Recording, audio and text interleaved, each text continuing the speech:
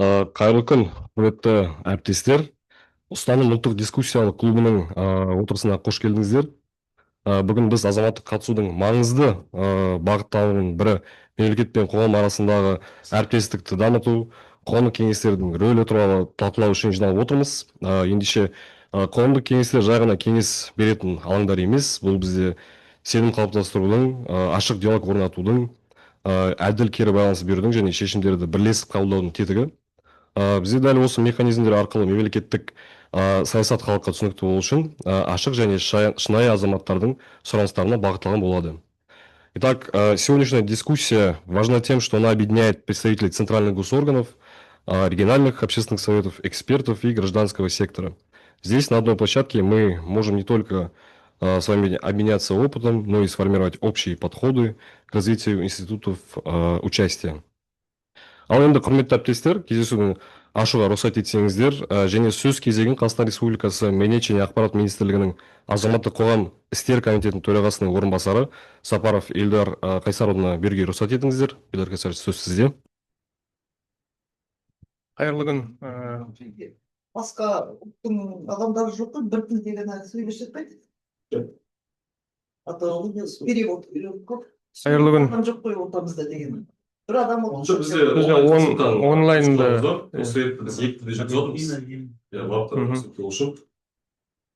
қайырлы күн, құрметті әріптестер, құрметті дискуссиялық клубтың отырысына қатысушылар. Шын мәнінде біз мынау ұстаным клубының биылғы жылғы осы қорытынды бір отырыстардың біреуінде кездесіп отырмыз. Бүгінгі тақырып өте өзекті әрі орынды деп білеміз, өйткені қоғамдық кеңестердің мынау мемлекет пен қоғам арасындағы диалог алаңы ретінде жыл санап өзіндік орны қалыптасып келе жатыр. Өздеріңіз білесіздер, заң 15 жылы қалыптасқан, биыл 9 жыл толып отыр қоғамдық кеңестердің қызмет атқарғанына. Осы ретте биылғы жылы мынау облыс, аудан деңгейлеріндегі жергілікті қоғамдық кеңестер, министрлік тарапынан құрылған қоғамдық кеңестердің барлығының 4-ші шақырылымы жасақталып жатыр. Енді өңірлік деңгейде биыл біз 211 қоғамдық кеңес жаңарды. Қоғамдық кеңестердегі азаматтық қоғам институттары өкілдерінің, жалпы азаматтық сектордың өкілдері артуда. Бүгінгі күні олардың қатары 86%-ды құрап отыр. Жалпы 263 қоғамдық кеңесте біз 4 мыңға жуық қоғамдық кеңес мүшелері бар деп айтамыз. Олардың енді әлеуетін арттыру, әсіресе мына жаңадан сайланған қоғамдық кеңес мүшелерімен жұмыс жүргізуде біршама жүйелі жұмыстарды үйлестіруге министрлік жұмыс атқаруда. Соның ішінде биыл өздеріңіз білесіздер, осы өткен қазан айында қоғамдық кеңестердің 4-ші мәжілісі өтті.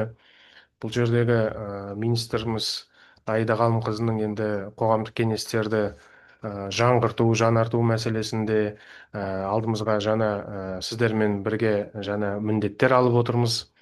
Ол мынау тиісті заңнамалық өзгерістерді дайындау, одан бөлек қоғамдық кеңестердің, қоғамдық кеңес мүшелерінің жұмысын ілгерілетуге, халықпен кері байланыс орнатуға қатысты шараларды көздейтін қазір біз арнайы жұмыс жоспарын әзірлеп отырмыз. Соған сәйкес осы қоғамдық кеңестердің жалпы жұмысы біз үйлестіру орталығының аясында жүзеге асырамыз, оны білесіздер. Орталық және облыстық деңгейде қоғамдық кеңес төрағаларының барлығы осы үйлестіру кеңесінің құрамына енгізілген. Сондықтан мынандай жаңағы тағдыр шешті деп айтсақ болады, қоғамдық кеңеске қатысты заңнамалық болмаса басқа да бір шаралар қабылдауға байланысты шешімдердің барлығы өздеріңізбен кеңесе қабылданады.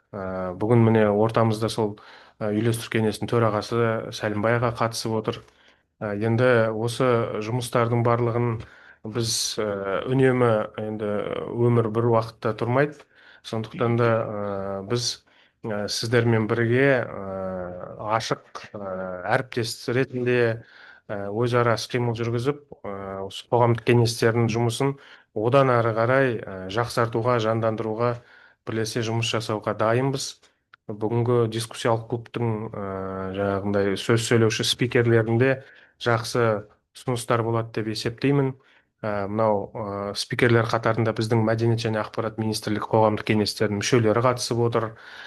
Біз енді осы жалпы осы саланы жауапты министрлік болғаннан кейін енді өзіміздің қоғамдық кеңес мүшелерімен осы басқа қоғамдық кеңестерге үлгі болатындай қылып жұмысты үйлестіруге тырысып келе жатырмыз. Бұл туралы да әріптестер өз ойларын бөлісе жатар. Дегенмен осы бүгінгі кездесуде бір жақсы тұшымды ойлар мен ұсыныстар айтылады деген ойдамыз. Рахмет. Ильдар Қасарұлы, сіздің сөзіңіз үшін біз алғыс білдіреміз.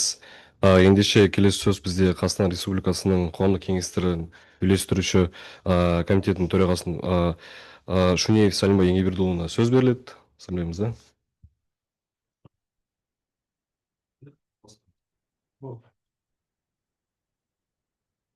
Нұрас Амангелдіұлы, көп рахмет сөз бергеніңізге. Қайырлы күн, құрметті әріптестер. Шынында да жаңа Елдар Қайсарұлы қазіргі мына қоғамдық кеңестердің жағдайы туралы өте жақсы айтты. Шынында да адамның көңіліне толатындай бір керемет қазіргі таңда жұмыстар жүріп жатыр қоғамдық кеңестермен.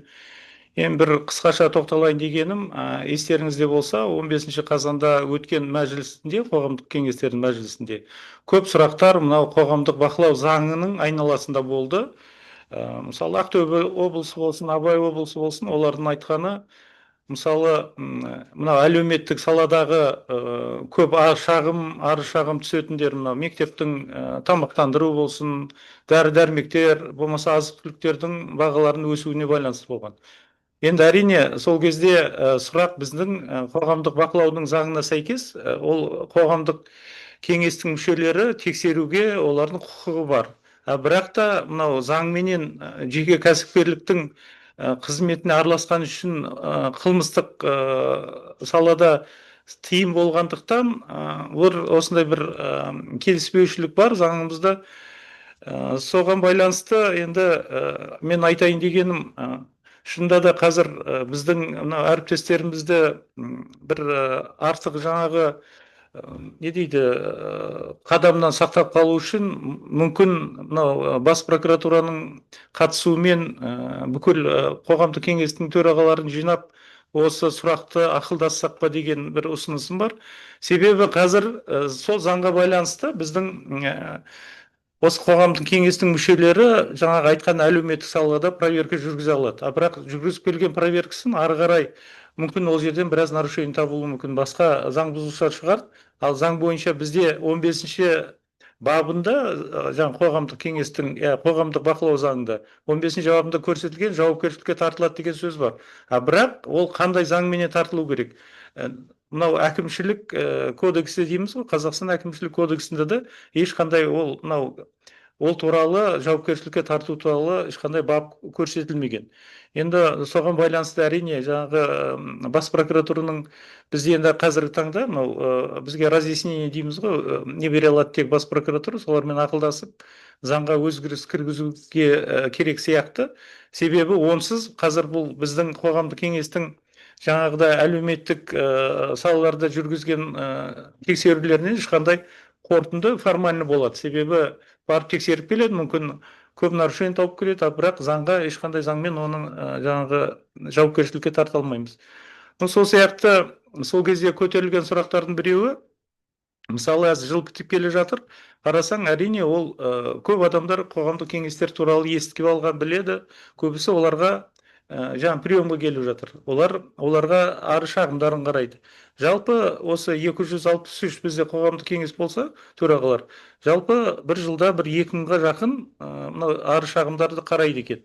Бірақ ол арыз шағымдар ешқайсысы бізде мынау мемлекеттік отчетность дейміз ғой, мемлекеттік статистикаға кірмейді. Именно осы кімдер қарады деген. Себебі ол сұрақ бойынша біз уже мынау Генпрокуратурдың басшылығымен кездестік. әрине заңда көрсетілгені бойынша біздің қоғамдық кеңестер мынау заңды тұлға ретінде тіркеуден өтпегендіктен олар ешқандай бізді жаңа неге кіргізе алмайтынын түсіндіріп жатыр. Ал былай айналып келгенде ол да үлкен білесіздер еңбек. Ол адам келеді, қабылдайды, оны тыңдайды, мүмкін соның шаруалары бойынша бір жерлерге барып сөйлеседі. Оның барлығы қоғамдық кеңестің мүшелерінің үлкен еңбегі. Сондықтан да ойлаймын тағы да сол құқық қорғау органдарының көбінесе сол бас прокуратураның қатысуымен осы сұрақты да жаңа жылға шейін шешсек пе, қарастырсақ деген осындай ұсынысым бар. Тыңдағандарыңызға рахмет.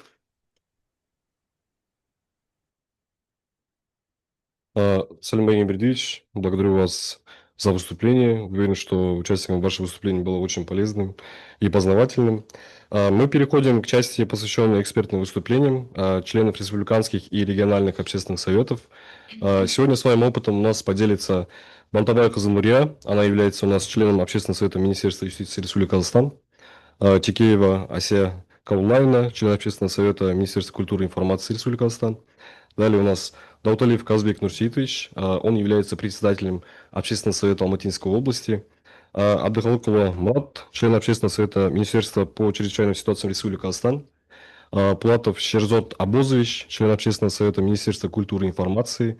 Ашимова Айожан Турсунбековна, она у нас является председателем Общественного совета Восточно-Казахстанской области. И Калбулдинова Гульмира Исаевна, наш последний спикер, она является у нас членом Общественного совета села Кошкарбаева Целиноградского района Акмолинской области.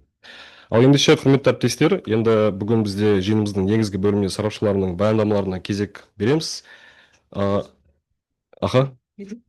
Баяғысында келген, неде жаңа түске дейін шықты, осындай не болады ұстаным деген. Соны оқыдым да, это списокте жаңа айтылғанда жоқ. Мен қоғамдық ұйым ұлт ілтипат деген осы 25 жыл болды. Ең бірінші қоғамдық ұйым деген сөздер айтыла бастаған уақытта мен құрылғанмын. Бізге 25 жыл болды. Оны бізде акимат, министерство, Аида Галыевна өте жақсы біледі. Сондықтан жаңа мына жерде келгенде енді қоғамдық ұйым мәселелері дегеннен кейін бұған кімде болсын келе алады, кімде болсын айта алады деп кірген едім. Сондықтан енді сіздердің барлығыңыз заранее келетін адам, келетіндеріңізді білетін адамсыз. Әрине, иә, толықтай сізбен келісемін. Бізде ұстаным пікірталас клубының есіктері әрдайым барлықтарыңызға да ашық. Келіп қатысып, өзіңіз пікірлеріңізді айтатын бір бұл ұлттық алаң деп есептейміз біз өзімізде. Ал ендеше біздің алғашқы сөзімізді спикерлер арасында біздің Бантабай қызы Нұрия бергіміз келеді. Нұрия ханым, сізге сөз. Осында. Қайырлы күн, әріптестер. Өте қуаныштымын бүгінгі іс-шара үшін мен қатысуыма қуаныштымын. Сізге үлкен рахмет. Азаматтық альянс үнемі республика бойынша осы қоғамдықтың кеңестерін болсын, басқа қоғамдық мәселелер бойынша үлкен іс-шаралар өткізеді. Алғысымыз шексіз. Енді қазіргі таңда, қазіргі біздің Қазақстанның дамуында осы қоғамдық кеңестер болсын, қоғамдық ұйымдар, басқа да қоғамдық бірлестіктер көп қой. Солармен өзара қарым-қатынасты нығайту ол қазіргі таңда ең жақсы бір бастама болып тұр. Енді былай айтқанда 10 жыл болып қалды деп айтуға болады ғой. Келесі жыл осы қоғамдық кеңестердің ашылғанына 10 жыл болады. Ол да бір осы 10 жылдықтың нәтижесі қандай мәселелер бар, қандай проблемалар бар, соны дұрыстап талқылап, енді бұл негізі президенттің, елбасының жақсы бастамасы болды. Себебі көпшіліктің мына халықтың арасында наразылық тудыратыны, мына мемлекеттік органдар жабық түрінде жұмыс істейді. Ешқандай құқықтық актілер әзірленген кезде біздер оны ешқандай қатыса алмаймыз, пікірталаспаймыз деген көп наразылық туды. Енді осы қоғамда ондай сұрақтар көп, сондықтан бұл жақсы. Бірақ енді сол 10 жылдың нәтижесі қандай? 10 жылда қандай біз жетістікке жеттік? Осы қоғамдық кеңестің шынайы осы министрліктердің болсын, осы салада араласу тиімді болып жатыр ма? Осыны біз талқылау керекпіз. Оны енді біз қоғамдық белсенді болғасын бұл сұрақтарды ашық түрінде айту керек деп ойлаймын. Себебі ауруын жасырған еңбек дейді ғой, қазақтарда мақал бар. Сондықтан осы жетістіктерді айта отырып, осының ішінен тағы да мәселені көтеріп, сол мәселелердің шешу жолдарын да біз айту керекпіз. Ол біздің жаңа қоғамдық ұйымдардың мақсаты деп ойлаймын. Себебі үндемей бәрін тек осылай қолдай берсең, біз қалай дамимыз, қалай алдыға жүреміз. Уважаемые коллеги, добрый день. Спасибо огромное Гражданскому альянсу за такой дискуссионный клуб. Я рада приветствовать всех своих коллег с Министерства культуры, чрезвычайно вот ситуациям других общественных объединений. Что я хочу сказать? Вот за 10 лет уже можно подводить некую черту работы общественных советов и рассказать о наших достижениях и также сказать о проблемах и как мы можем решать эти проблемы, давать конструктивные предложения. Что касается Министерства юстиции, то Общественный совет Министерства юстиции Республики Татарстан активно участвует в работе. Мы практически каждый месяц собираемся или онлайн, или офлайн. Недавно был утвержден приказ министра Ерлана Жаксылыкұлы Сәрсенбаева, новый состав Общественного совета. Там представлены все практически отрасли права, и юстиции, и адвокатуры, и нотариальные палаты, и общественное объединение, связанное с социальными категориями населения. Это в частности я озвучиваю вопросы людей с инвалидностью и социально уязвимых категорий населения. Министерством юстиции очень много делается, в том числе и экспертизе нормативных актов, и правовой грамотности населения, колл-центры. Сейчас Министерством юстиции уделяется очень большое внимание цифровизации, чтобы все услуги по ЗАГСам, по исполнению судебных решений, по нотариальной, по адвокатуре и так далее, они были максимально цифровизированы, и чтобы люди имели доступ к этим услугам, потому что не каждый имеет возможность ходить в ЦОНы или в департамент юстиции, получать квалифицированную помощь. Сейчас у всех есть мобильные телефоны, сотовые телефоны, и по приложению ЕГОВ Мобайл вы также можете отследить, что многие услуги, связанные с деятельностью Министерства юстиции, они уже оцифрованы. Но это еще работа нам большая предстоит. Очень много вопросов и населения по исполнению судебных актов и судебной экспертизы. Министерство юстиции продолжает работу в этом направлении. Да, мы понимаем, что суды выносят решения, но когда касается их исполнения, тут уже очень возникает много проблем, есть определенное недовольство, да, населения.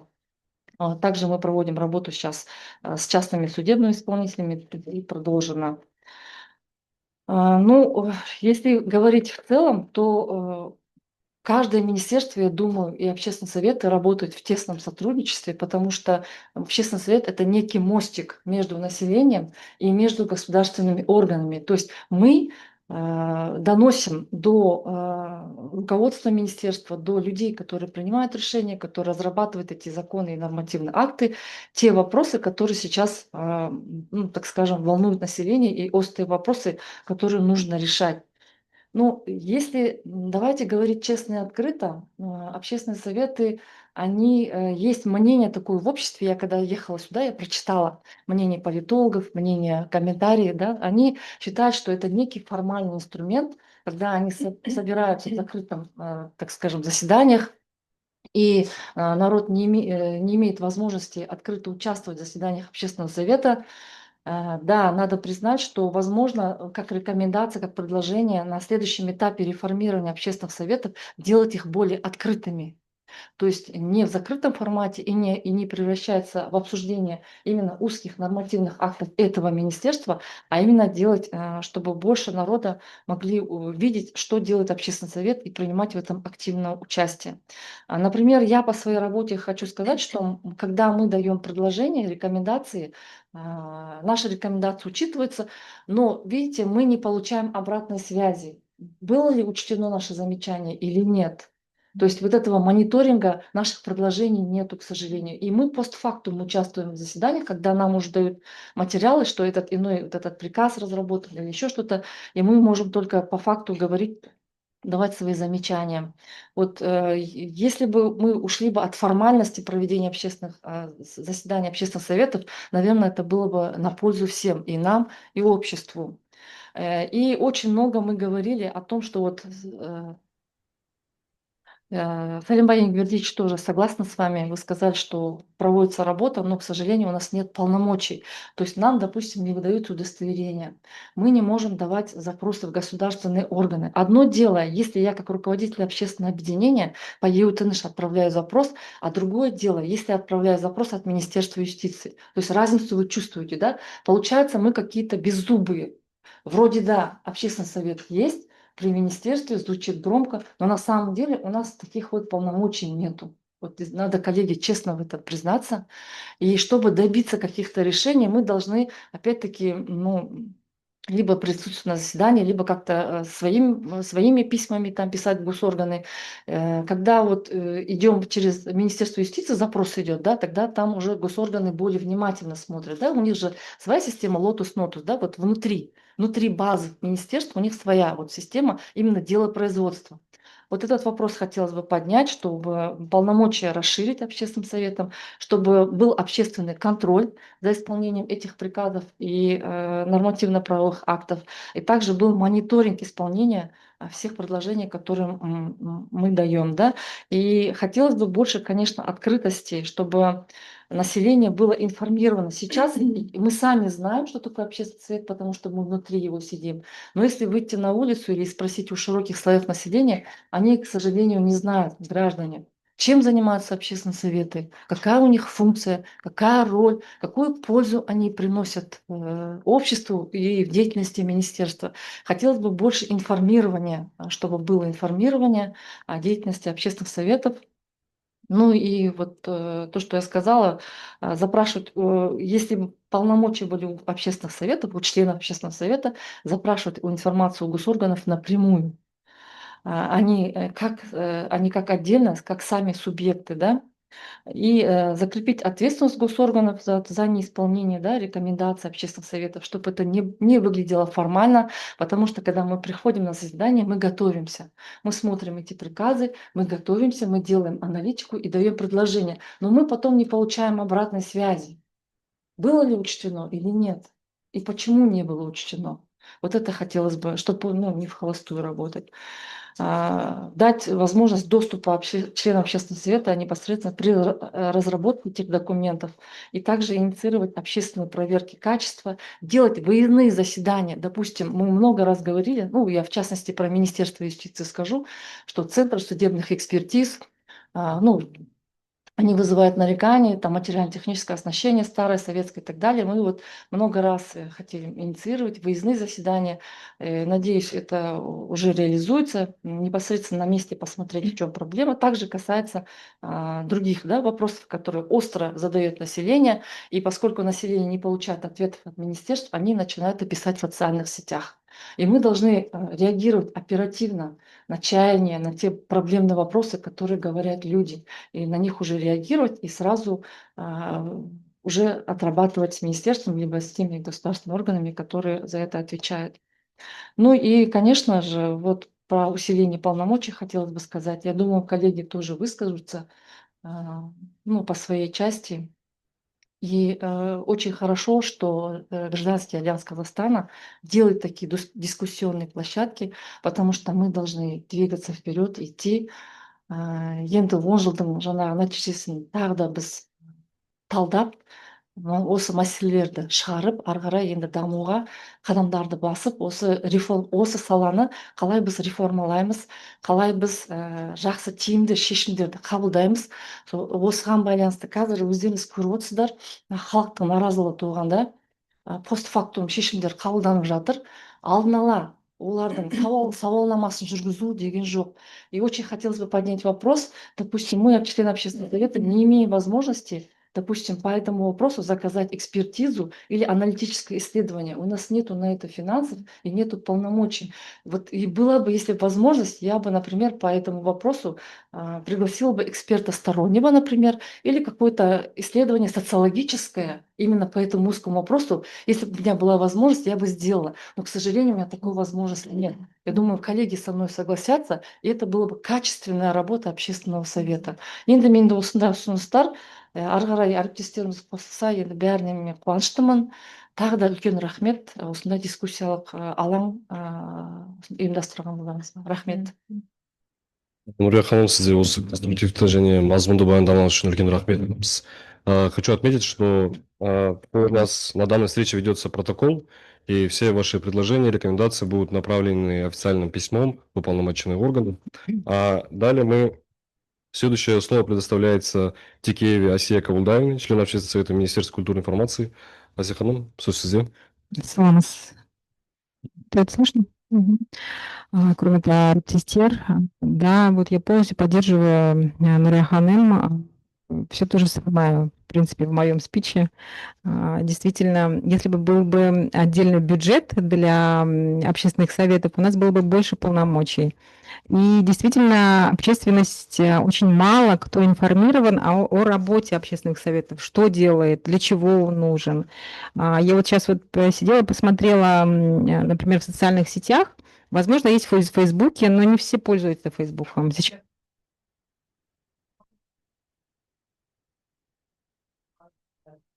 только у Кустаная есть страницы в социальных сетях, и они отмечают свою работу. Понятно, что там будут большие запросы, но для этого и общественные советы существуют, и для этого очень разные представители разных сторон включены в общественные советы. Я сама не раз сталкивалась, когда, например, вот летом, когда закрыты дороги к водным ресурсам, почему бы не поднять этот вопрос, обсудить это, и почему бы дальше уже государство действительно решало эти вопросы. Поэтому общественный совет сегодня, конечно, это не такой, как был 15 лет назад. Сегодня он более открытый. Сегодня очень много общественных деятелей пошли в общественные советы. Это очень важно, потому что мы, как представители НПО, мы несем все-таки это уже обычным гражданам доносим. Но хотелось бы, чтобы больше инструментов, больше полномочий для нас было в руках. Мы, как общественники, мы всегда неравнодушны к любым моментам. Неважно, работаешь ты с самыми любимыми, или что-то происходит в экологии, мы уже по своей натуре мы неравнодушны в любой сфере. Когда что-то происходит, конечно, хочется это улучшить, хочется это исправить. И как у членов общественного совета, если у нас будут такие полномочия, когда мы можем прийти и по вышестоящему органу, государственному органу, предложить, сказать, вот здесь, вот здесь, вот здесь, внести бы вот такие изменения. Было бы очень здорово. В целом очень радует, что сегодня действительно государство и общественные советы — это реальный мост между госслужащими и между обычными гражданами. В целом это действительно так. И очень хорошо, что потихоньку все-таки идет в лучшую сторону все направление. Ну вот я полностью поддерживаю Нурию ханым и все эти поправки, правки, комментарии, хочу честь и внести это. Асия Кабулдаевна, благодарим вас за полезные предложения и практические мысли. А также хотелось бы напомнить, что у нас есть еще спикеры, которые подключились онлайн и будут выступать. Ендеше бізде келесі сөз Алматы облысының қоғамдық кеңесінің төрағасы Дауталиев Қазбек Нұрсейітовке сөз беріледі. Қазбек Нұрсейітұлы, сізді тыңдаймыз. Рахмет, Нұрыс мырза, армысыздар, құрметті әріптестер. Біздің уәкілетті органымыз Қазақстан Республикасы Мәдениет және ақпарат министрлігінің өкілдері мына жерде көріп отырмыз. Мына жалпы бір нәрсе аян, Томас Кун деген мынау философ бар, соның парадигма туралы үлкен теориясы бар. Яғни қоғамдар өзі өзгереді, заман өзгереді. Дәл сол сияқты бүгін Қазақстандағы қоғамдық процестерде осындай парадигмалық өзгерістер жүріп жатыр деп айтуға болады. Соның бір соны жаңалығы бұл осы қоғаммен кері байланыс орнату, соның ішінде қоғамдық кеңестер. Шын мәнінде биыл 12-ші азаматтық форум өткенде де басты пленарлық отырыс осы қоғамдық кеңестерге арналды. Себебі бұл қазір тренд. Өйткені қоғаммен кері байланыс орнату бұл президентіміздің бастама ретінде көтерген мынау халық үніне құлақ асатын мемлекет концепциясының басты жаңағы іске асыру инструменті. Сондықтан да мынау енді қоғамға деген қатынас өзгеріп отыр. Өйткені жаңа қоғам құру үшін қоғамдағы құндылықтар өзгеру керек, заңның өзгеруі жеткіліксіз. Бұл құндылықтардың шынайы қалыптасуында осы қоғамдық кеңестердің атқаратын рөлі өте жоғары. Мен тіпті айтқан болар едім, қоғамдық кеңестер бұл тек қана мынау қоғамдық мәселелерді шешумен ғана айналыспайды. Қоғамдық кеңестер қоғамда құндылықтарды қалыптастырумен, жаңа мәдениеттерді қалыптастырумен, бір сөзбен айтқанда идеологиялық функцияны атқаратын осындай үлкен платформа. Яғни біз осылай қарағанда ғана қоғамдық кеңестер шын мәнінде жаңа деңгейде, жаңа сапада жұмыс жасай алады, оның мүмкіндіктері ашылады, және осы бағытта біз онымен жұмыс істеуіміз керек. Әрине, қоғамдық кеңестер туралы заң қабылданған кезде осыдан дәл 10 жыл бұрын жағдай сәл мүлде басқашалау еді. Қазір одан бері Қазақстанда үлкен өзгерістер болды, саяси өзгерістер болды, өздеріңіз біліп отырсыз, конституциялық реформалар жүріп жатыр. Сондықтан қоғамдық кеңестерде біз дәл бұрынғы 10 жыл бұрынғы платформамен жүргізе беруге ендігі сәтте болмайды деп ойлаймын. Бұл жағдайды біз біртіндеп өзгертуіміз керек. Яғни бұған деген қазір шынайы сұраныс туындап отыр.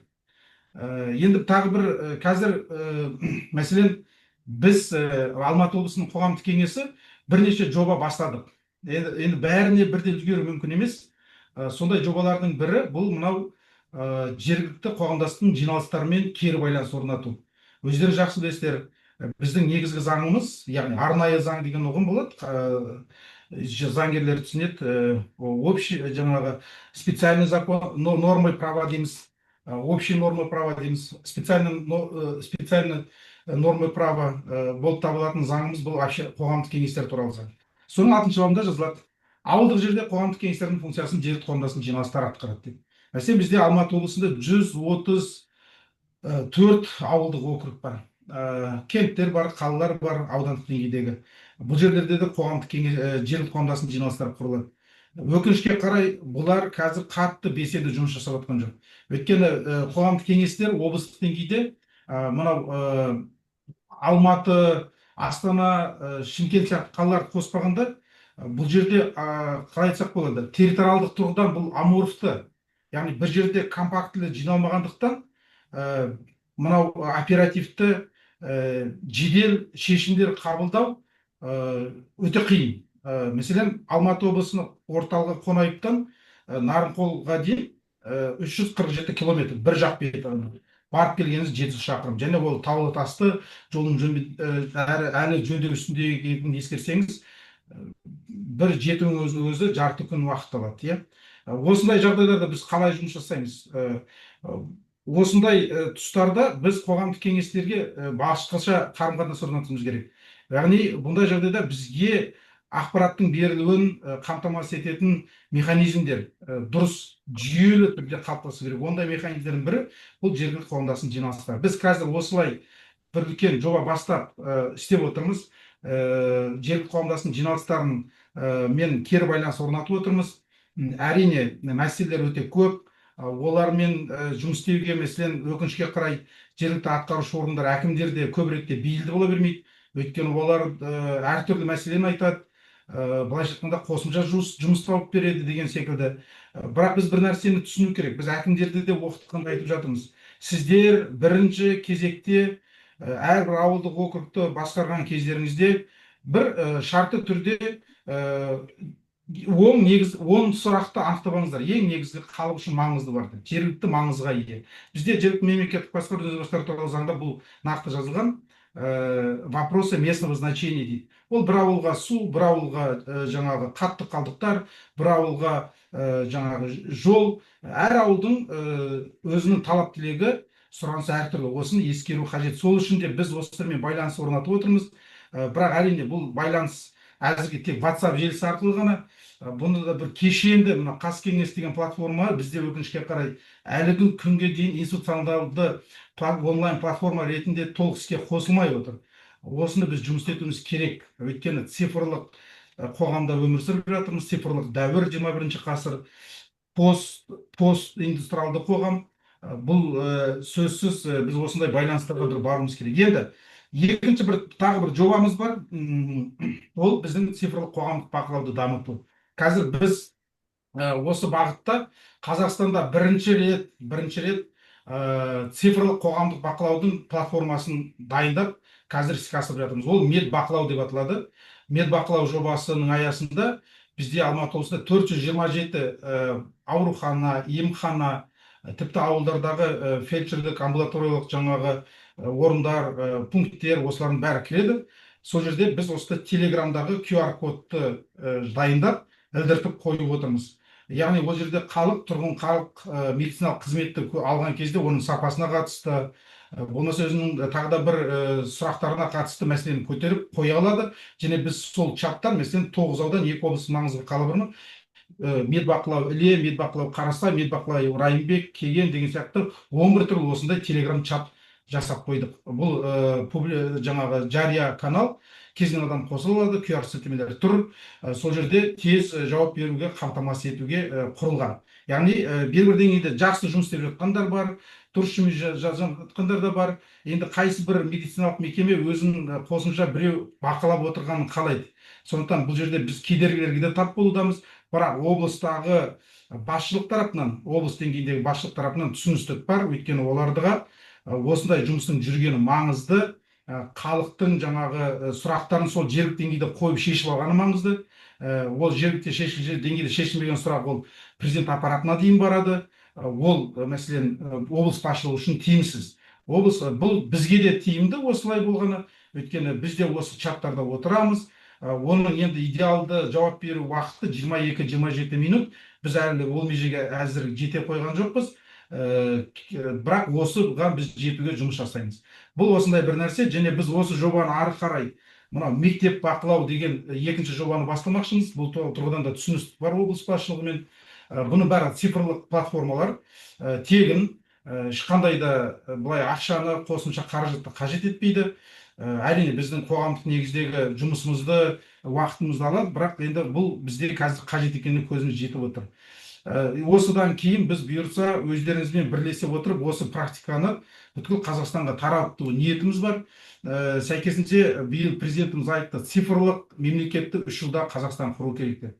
Цифрлық мемлекетті құруда қоғамдық бақылау да цифрлы болу өте маңызды. Яғни цифрлық кері байланыс орнату, осындай платформаларын біз жақсы көбейтуіміз керек. Қазіргі таңда біз осы екеуін жобамызды жібердік. Оны қазір жұмыс етуге әрине қиындықтар тудыруда, соған қарамастан бұл жұмыс істеп бастады. Өте жақсы нәтижелер бар, Енді бұйыртса осы нәтижелер дұрыс іске асса, біз сіздермен февраль айына үлкен республикалық деңгейде конференция өткізуді жоспарлап отырмыз. Қонаев қаласында бұйыртса өтеді. Сіздердің қолдауларыңыз, қатысуларыңыз өте маңызды. Өйткені цифрлық қоғамдық бақылау егер де шынайы іске асса, бұл елге құт. Қазақтар айтады ғой, елге байқұт емес бейқұт деп, әділетті Қазақстан орнатамыз десек, осындай қоғамның үнін тыңдайтын мүмкіндіктерді, инструменттерді жасаймыз. Әрине, түрлі көптеген кедергілер болады, көптеген сұрақтар болады. Бізде өзімізде шешу барысында тәжірибе қалыптасуда, осының бәрімен біз бөлісуге, жалпы Қазақстанға таратуға алдағы уақытта дайынбыз. Қысқаша айтқанда, міне осындай бір екі жобамен айналысудамыз. Азаматтық альянсқа көп алғыстымыз. Өйткені осындай бастамаларды жүргізіп жатыр. Мына жерде маған хат жазып жатыр екен, медицинаны кім бақылайды деп. Өте нашар, дұрыс. Өте нашар болса нашар шығар. Халықтың талап тілегі тіпті шыны керек. Біз медбақылау деген, мен қазір мұнда интернетін дұрыс болмай тұрайып, сізге бірден немен кіріп көрсетуме де болушы еді. QR коды бәрібір негізі дұрыс жұмыс істеп отқан региондар бар. Мәселен, Райымбек ауданы өте жақсы жұмыс жасап жатыр. Емхана басшысының өзі тікелей қарапайым ауыл тұрғынының сұрақтарына жауап беріп, сізге мынандай дәріні берейік, мынандай қазір жоқ, мұншасыз күні келіңіз. Мәселен, 1 жас 6 айлық баласы бар әйел жазады, мен баламен үйде отырмын, осы кезде қандай вакцина алу қажет десе, сіз бізде осыншасынша айдың осыншасына дейін мынандай 4 түрлі вакцина аласыз дегенмен мысалға айтып отырмын. Сондай ақпарат алу тұрғысынан да кешігіп, мәселен, 1,5 сағат отырмыз, қабылдаушы дәрігер жоқ десе, ол да түседі. Бұның ыңғайлысы сол, облыстағы мәселен басқарма басшысы денсаулық сақтау. Ол да біз апта сайын оларға отчетін жіберіп отырамыз. оларда әрбір вторник күні аппараты болады, сол жерде ол мәліметін оқып өзіне қай жерде қалай жұмыс істеп жатыр, жұмыс істеп жатқан жоқ, ол да біліп отырады. Ең бастысы бұл енді былайша айтқан кезде халыққа пайдалы болады деп ойлаймын. Енді халықтың сенімін арттыру үшін мына қоғаммен байланыс орнату өте маңызды. Енді осы бағытта көп түйткілді мәселе бар. Енді менің ойымша алдағы уақытта мына заңдарды енді қоғамдық кеңестерге қатысты тағы бір ауыз сөз мәдениет мәселесі. Қоғамдық кеңестерге негізі мен енді үкіметтік емес ұйымдарға қатысты салыстырып айтқан кезде қоғамдық кеңестер әлі таза. Олар бейкүне сәби сияқты. Өйткені біз әлі бір керемет бір процеске кіріп бір нәрсені шешіп кететіндей жұмыс істеу деңгейін әлі көтере алмай отыр. Сондықтан да таза. Ақы төленбейтіндіктен де таза. Коммерциялық бір мүдде жоқ. Бұл жерде шынайы осы көмектесем деп жүрген азаматтар көпшілігіне. Яғни осы мәдениетті жоғалтып алмау, қоғамдық кеңестерде осындай бір риясыз, дұрыс әдет Қазақстан орнаса екен дейтін жаңа бастамасынан алдастырмай жүргізу өте маңызды да. Осы тұрғыдан келгенде қоғамдық кеңестің тартымдылығы жоғары, перспективасы мол деп мен сеніммен айта аламын. Енді үкіметтік емес ұйымдарға қатысты айтатын болсақ, өкінішке қарай қазір үкіметтік емес ұйымдар бізде де коммерциялық мотив көбірек басым. Оны ашық айтуымыз керек. Бұл бір жағы дұрыс па нарықтық заманда, екінші жағы бұрыс па деп ойлаймын. Өйткені үкіметтік емес ұйымдардың ішінде жақсылар да бар. Бірақ соңғы уақыттардағы мынау мемлекеттік әлеуметтік тапсырыс туралы заңның жаңағы бір салдары үкіметтік ұйымдарды осындай бір коммерциялық субъектіге айналдырып жіберді. Шын мәнінде бұл риясыз қоғамға қызмет көрсетумен айналысуы тиіс қой. Ал енді осындай жағдайлар бар. Біз енді мен ойлаймын, бұны түзету керек шығар. Бұл енді қазір үкіметтік емес ұйымдар туралы заң қабылданғалы жатыр. Осы азаматтық альянс ұйымдасын көптеген талқылау жүріп жатыр. Өте жақсы ұсыныстар бар. Соның ішінде мәселен үкіметтік емес ұйымдарды мынау не принципі бойынша бөлу, шағын, орта, ірі үкіметтік емес ұйымдар деген секілді мынау бизнесті де кәсіпкерлік субъектілерін қалай бөледі, дәл сондай бір не бар, грант алу сомасына қарай, сосын қатысу сомасына қарай, яғни шағын үкіметтік ұйымдардың бастамаларын қолдау өте маңызды. Шағын бизнестан даму қаншалықты маңызды болса, шағын үкіметтік емес ұйымдардың дамуы да соншалықты маңызды. Және тағы бір нәрсе, мына қоғамдық кеңестерді үкіметтік емес ұйымдармен байланыстырса қалай болады дегенде үлкен бір идея бар. Мен осы идеямен басым ауырды. Әрбір аудандық қоғамдық кеңеске бір үкіметтік емес ұйым түрінде құрып беріп, сөйтіп қаржыландыру жолын тапсам ба деген бір ой болды. Сондай, соны ойлана келіп, қазір ол ойдан бас тартып отырмын. Өйткені оны жаңағыдай үкіметтік ұйымдар сияқты бір мемлекеттік әлеуметтік тапсырысқа тәуелді етіп қойсаңыз, оның бағыты өзгеріп кете ма деп уайымдаймын. Ал енді өйткені біз қазір көрдіңіз, президент айтты, атаулы әлеуметтік көмекті мәселен алып, масылдық жаңағы өкінішті мәдениетті орнатып қойдық. Бұл осы жағдай параллель үкіметтік ұйымдарында да кездеседі. Және осының жағдайды біз қоғамдық кеңестерге өткізіп алмауымыз керек. Міне осындай бір үлкен нәзік культурологиялық фундаменталды мәселе бар. Қысқаша айтқанда болса, рахмет. Сөз бергендеріңізге тағы да сұрақтарыңыз болса жауап беріп жатармыз. Қазбек Нұрсейітұлы, өңірлік тәжірибеңізбен бөліскеніңіз үшін үлкен рахмет. Сіздердің пікірлеріңіз бізге қарай ортақ жұмыс үшін өте құнды деп есептеймін. Енді біздің мемлекет басшымыз соңғы жолдауында айтылғандай, біз мемлекет 3 жылдың ішінде цифрланған мемлекет сатысына өтіп жатырмыз. Алайда бізде осы қоғамдық кеңестерді цифрландыру бұл өте маңызды, өте бір үлкен саты деп ойлаймын, бір событие. Сол себеппен өте үлкен рахмет сізге, Қазбек Нұрсейітұлы. Келесі сөз бізде төтенше жағдайлар министрлігінің қоғамдық кеңес мүшесі Әбдіхалықұлы Мұратқа беріледі. Мұрат мырза, сізге сөз.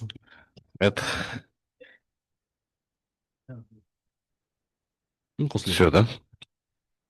В очередь благодарю Гражданский альянс за создание вот такого круглого стола дискуссии. Я сам в круглом столе дискуссии в таком формате участвую впервые.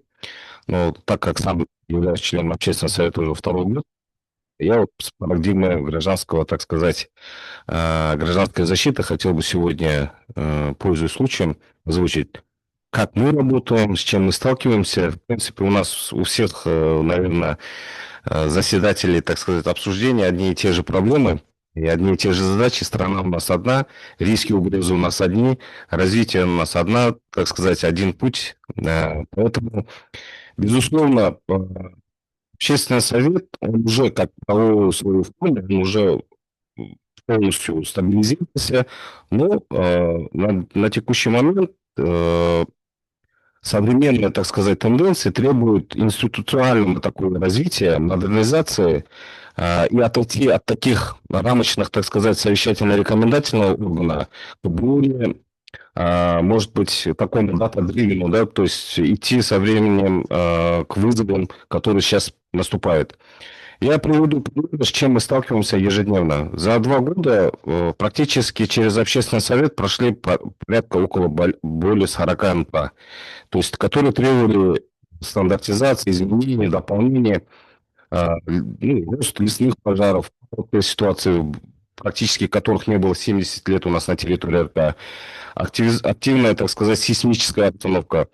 Если говорить обо всех рисках и угрозах техногенного характера на нашей большой обширной территории страны, кроме вулканов и цунами, более 200 видов природотехногенных рисков. А это означает, что мы на каждый вызов данных риска нашего, в первую очередь, здоровью населения, жизни и здоровья нашего населения, мы, как гражданские эксперты, аналитики, ветераны различных ведомств, как участники общественного, так сказать, глаза, да, как гражданского альянса, должны работать бок о бок. Не только в ведомстве, а правильно, вот коллега тоже сказал, может быть, есть рассмотреть такие моменты, что между общественными советами создать еще мост. Не только между общественным советом внутри ведомства, а между и общественными советами. К примеру, нормативный регламент по пожаробезопасности требует внесения определенных регламентов и определенного ужесточения, да? Но в нее, в сельских округах, к примеру, те же критические инфраструктуры не обладают исполнением данных требований. И если мы сейчас внесем эти изменения, то сельские округа сельских школ не смогут выполнять данные требования только с учетом того, что у них нет инфраструктуры для выполнения данных требований. Но закон-то будет требовать с них. А это означает, что сельские округа попадают в определенную парадигму, когда закон требует, а исполнение сделать возможности нет. У общественного совета бывает иногда слишком маленький интервал времени, когда он должен изучить тот или иной МП и в течение 3-5 дней дать по нему там замечания, сделать определенную оценку и так далее. Но есть такие моменты, как коллега сказал с Министерства юстиции, которые требуют привлечения экспертной группы, проведения более детального анализа. К примеру, данный законопроект, даже если был внесен, 1,5 месяца с привлечением вот, с института РАН, сейсмологов, мы проводили даже, уже принят этот закон о сейсмической безопасности, но мы все равно проводили и вносили более 28 различных изменений, дополнений для того, чтобы эти дополнения с учетом, так сказать, сейсмологов, практиков, института, так сказать, экспертного сообщества, будет принято в последующем возможно к дополнению. То есть, не дожидаясь можно сказать, даже тех требований, которые на сегодняшний день еще, так сказать, были законсервированы. С учетом, в следующем я хотел бы несколько вот тезисно для себя, я думаю, будет интересно, все-таки опыт, мне было очень интересно каждого выступающего прослушать, как работают общественные советы, с чем они сталкиваются, и очень интересно то, что действительно мы сегодня консультативно-совещательный орган, да, мы делаем рекомендации, но эти рекомендации, они не являются обязательным характером. А если они являлись бы обязательным характером, то была бы такая некая дорожная карта, да, учтено, не учтено, отклонено. А если отклонено, то с обоснованием со стороны госоргана, каждого пункта. И тогда все эти доводы, экспертные заключения каждого члена общественного совета, здесь мы можем решить вопрос тем, что у нас есть уже как некоторые платформы, где мы могли бы публично для населения. А чем занимается общественный совет? Сколько он рекомендаций выдал, а сколько из них ведомство взяло или не взяло? И я вам скажу, тогда и население будет писать общественному совету, ознакомившись, потому что очень много у нас, так сказать, вовлеченных среди населения, если дать им такую платформу, где они могли бы давать в публичном, так сказать, оповещении свои экспертные заключения. То есть, если общественный совет публикует, что он инициировал определенное изменение там, такого-то нормативных актов, при этом направил, без исключения, они будут ведомства или нет, но мы это учли, мы это разбирали, мы это внесли для рекомендательного характера. В последующем публикация для населения данных рекомендаций станет неким драйвером для того, чтобы уже и население, среди населения появились эксперты, которые будут направлять общественному совету свои мнения, заключения, различного рода рекомендации и так далее. И көптеген жиналатын жаңағы енді біріншіден екі бас жаңағы өзімізде мына альянс деген бас қосу ғой. Сол сияқты мына общественный совет мысалы бүгінгі таңда роль, точнее даже так скажу, членов общественного совета, считаю, нужно увеличить в 80-90%, чтобы она состояла как раз-таки из общественных деятелей. Чтобы по сути, на сегодняшний день общественный совет выполняет некий такой орган наблюдателя. Да, он, соответственно, имеет полномочия функции и выступает катализатором, ну, то есть интегратором между гражданским мнением гражданского альянса, гражданского общества и между госорганом. Но он должен стать партнером, полноценным партнером ведомства. То есть ведомство, как госорган, он должен принимать общественный совет на равных правах. Только тогда, когда функции в уставах, в законе о общественных советах будут не бумажные носители, как терминология, а будут обозначены определенными условиями его выполнения. То есть все эти экспертные значения, труд, так сказать, анализ всех участников, которые дают для улучшения, совершенствования в любом ведомстве общественного совета, не должны оставаться просто как мнение и рекомендации. Должны восприниматься как некий обязательный характер для принятия, а при отклонении иметь за собой обосновательный, так сказать, характер. Вот только в этом случае будет некая ответственность со стороны госоргана. Третье, хотел бы несколько привести фрагментов из формата, когда регламентизация и прозрачность деятельности самого общественного совета внутри его заседания является еще путем внедрения цифровизации. Внедрение цифровизации, то есть те же учтено, не учтено, там отчеты публиковать заседания, сделать некую дорожную карту. Дорожную карту, сколько НПА, какой общественный совет рассмотрел, все это публиковать, и чтобы некий цифровой реестр всех мониторинг. Очень интересно, чем занимается общественный совет Минюста, да, или там, скажем, общественный совет Северо-Казахстанской области, ситуация, которая рассматривает. То есть я зашел и посмотрел, какие рекомендации были учтены, нет. И мне легче делать экспертную оценку, как анализ. Если у меня будет доступ к рекомендациям этих общественных советов, то мы открываем буквально литературный, так сказать, реестр, с которым можем сами ознакомиться, как общественные советы. При этом для нас этот глоссарий станет неким быстрым путем быстрых побед. Без письменного запроса общественный совет, нам же легче же провести, так сказать, кооперацию. Если кооперация между общественным советом произойдет от центрального государственного органа до МИО, то и госорганы практически станут кооперированы, так сказать, во мнении тех или иных экспертных оценок. То есть мы, например, по сейсмике, это уже специфичный, да, как бы момент, все равно, например, интересно, а сколько ветхих домов и жилых, там, скажем, больниц, шаговой доступности школ, либо в вопросах безопасности дорожных покрытий, там, ДТП, сколько социальных объектов в том или ином регионе. То есть вот эти данные, они практически в общественных советах не составляют труда. Они есть. Но так как все это нет в цифровом виде, все это как бы остается, и это большая номенклатура бумажносителя. Если мы сейчас эти заключения, заключение – это выжимка. Это выжимка, которая будет обладать определенными хорошими материалами. То есть вот это вот регламентизация и прозрачность доступа между общественными советами. А аналитическая инфраструктура, здесь данные модели, то есть, как я только что сказал, мы можем в любое время, когда вот вспышка, например, скажем, гриппа происходит, быстро посмотреть определенные данные по школьным, по доступности там, больниц. Если это паводки, то места эвакуации. Соответствуют ли эти места эвакуации, да, к примеру, те же школы, ну, обычно у нас выступают школы, большие как бы социальные объекты. Если это возможность и вот делать некий анализ данных.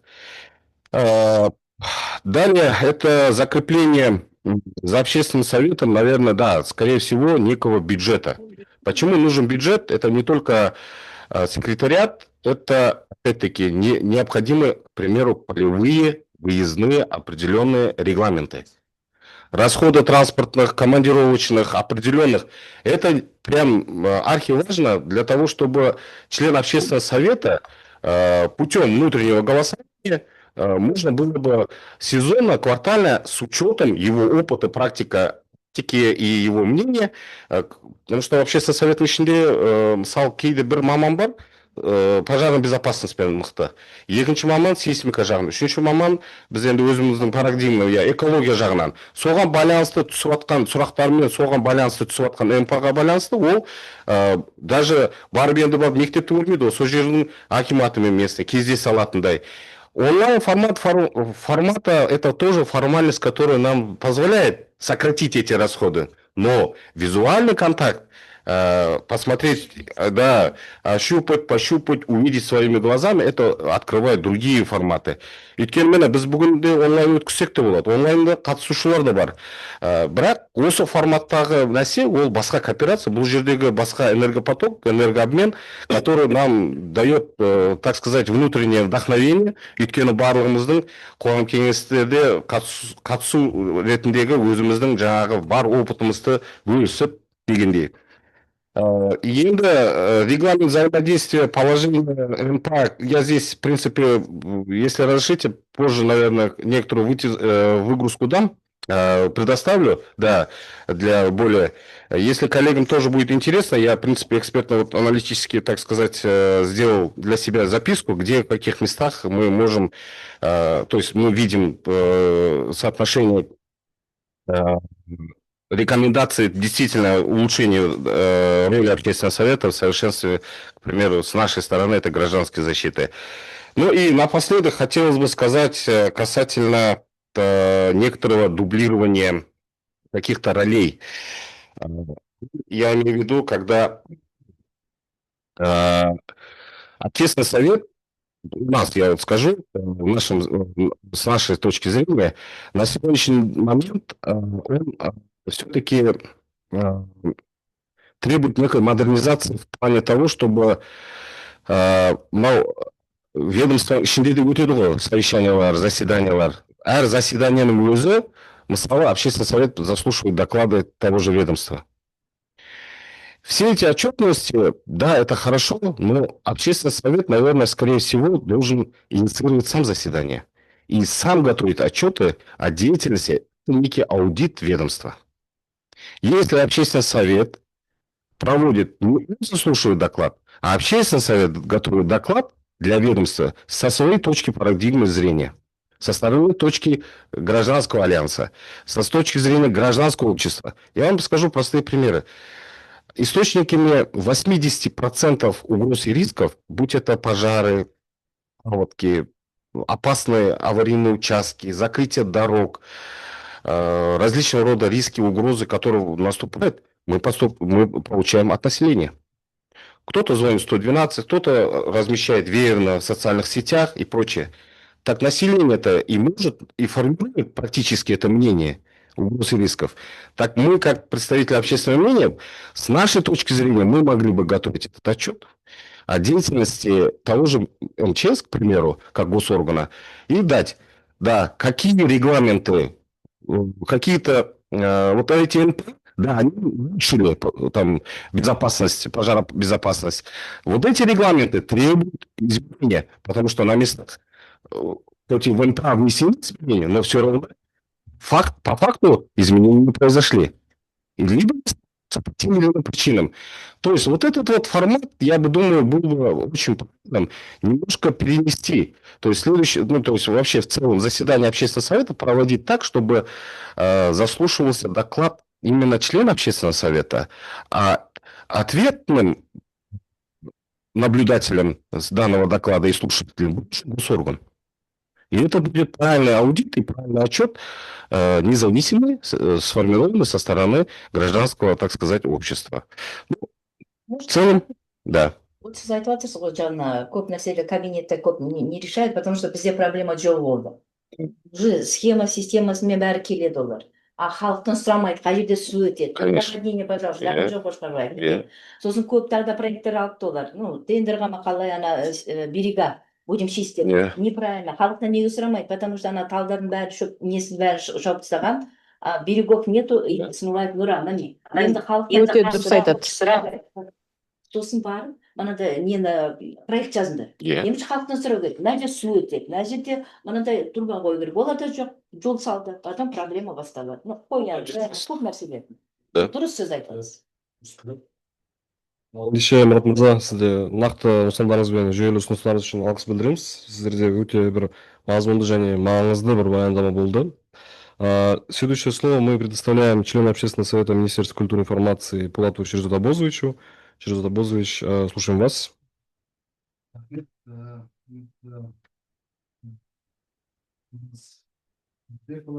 Құрметті әріптестер, өте қуаныштымын осындай алаңда кездесіп, маңызды пікірлерді тыңдап отырмыз. Әсіресе Мұрат Абдуллаұлы, сізге көп рахмет. Нақты және де керекті ұсыныстарды айттыңыз. Мен ойлаймын, осы ұсыныстарды біз тек қана бір кеңес емес, барлық кеңестерде осындай, яғни тақырыптарды қозғауымыз керек.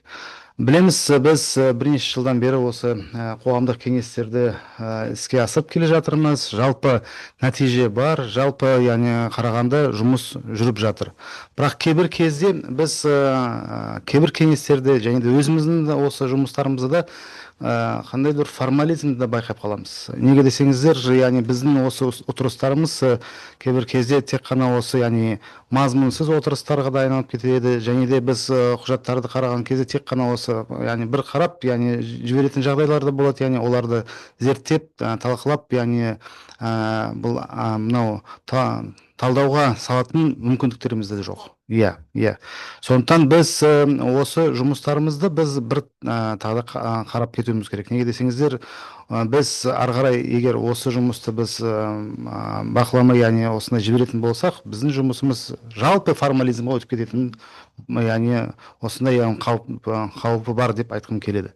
Сондықтан осы жұмыстарымызды біз ары қарай, яғни мынау қазір жақсы айтылды, мынау ашықтық туралы, яғни біз арнайы платформалар арқылы осы жұмыстарымызды көрсетуіміз керек. Және де бұдан алдын біз осы кеңестің құрамына да біз назар аударуымыз керек. Яғни біз осы кеңесті қалыптастырған кезінде мынау бізде арнайы осындай яғни кездесулер өтеді, жалпы іріктеу жұмыстары да жүргізіледі. Бірақ кейбір кезде осы кеңеске біздің азаматтарымыз тек қана абырой үшін, немесе мансап үшін, немесе атақ үшін де осындай кеңеске кіруге тырысады.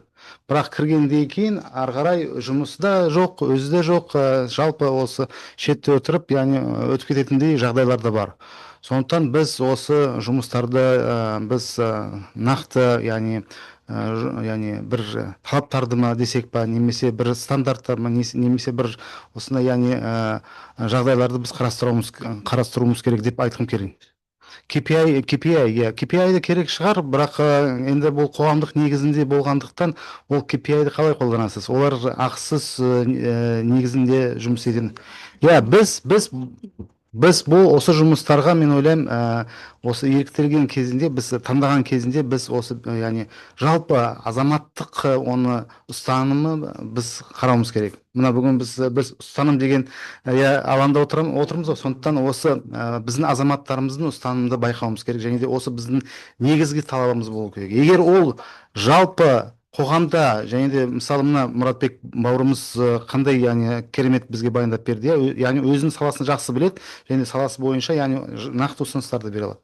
Біз осы әрбір кеңестерде осындай яғни азаматтарды таңдауға, азаматтарды тартуға біз тырысуымыз керек. Жалпы формализм, яғни жалпы мына галочка үшін біз кеңесті құрдық, кеңес қалыптасты деген жұмыс емес, жалпы біз сол кеңесті жақсы азаматтармен қалыптастыратын болсақ, сол кезде нәтижеміз бұдан да жақсы деңгейге көтеріледі деп айтқым келеді.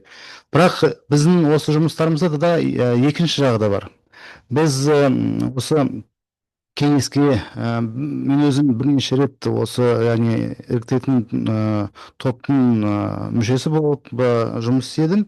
Кейбір азаматтарымыз әрине олар ел үшін жүрегі ауырады, халық үшін яғни сөз сөйлейді, бірақ біздің осы кеңес мүшелеріміздің мына жерде жақсы айтылды, мәдениетін деп айтылды. Мен айтам, диалог мәдениетін біз қалыптастыруымыз керек. Немесе найдыр этикалық бір қағидалар болса, немесе бір этикалық кодекс дейміз ба, сондай яғни біз біздің осы азаматтарымыз үшін жасауымыз керек. Неге десеңіздер, біз бір-бірімізді құрметтейміз, бірақ құрметіміз кейбір кезде шетте қалып кетіп, біз яғни жақсы емес бір жағдайларды байқап келеміз. Сондықтан яғни мен жұмсақ, яғни жақсы сөздермен оны әрине айтып келе жатырмын, бірақ сондай жағдайларда болады. Сондықтан біз осы яғни қоғамдық кеңестің мәдениеті ол ерекше болу керек. Қоғамдық кеңес, мен оны осы біздің депутаттарымыз бар, әрине олар өз бағытта жұмыс істейді.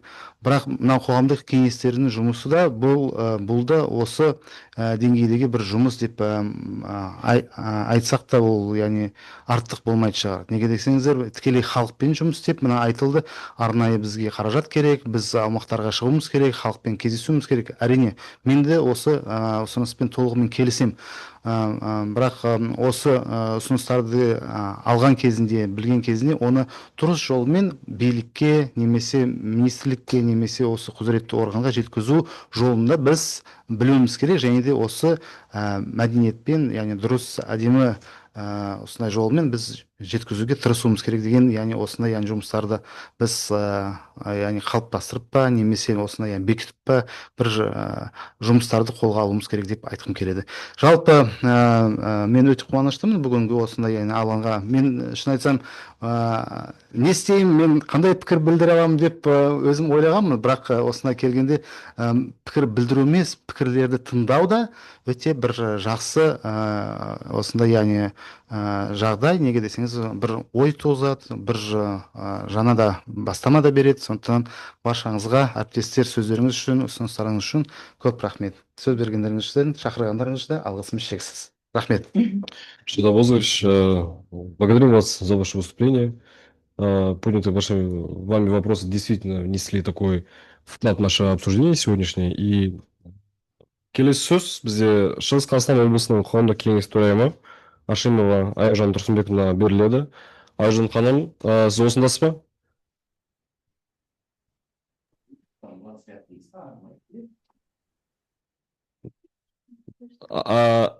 Естілмейді дейді. Аяжан Тұрсынбековна, сіз естіліп жатқан жоқсыз. Микрофоныңызды қоссаңыз, Аяжан ханым.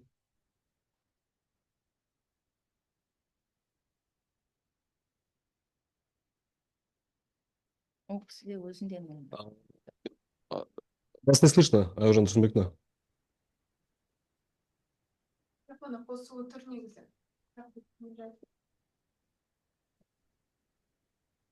компьютер.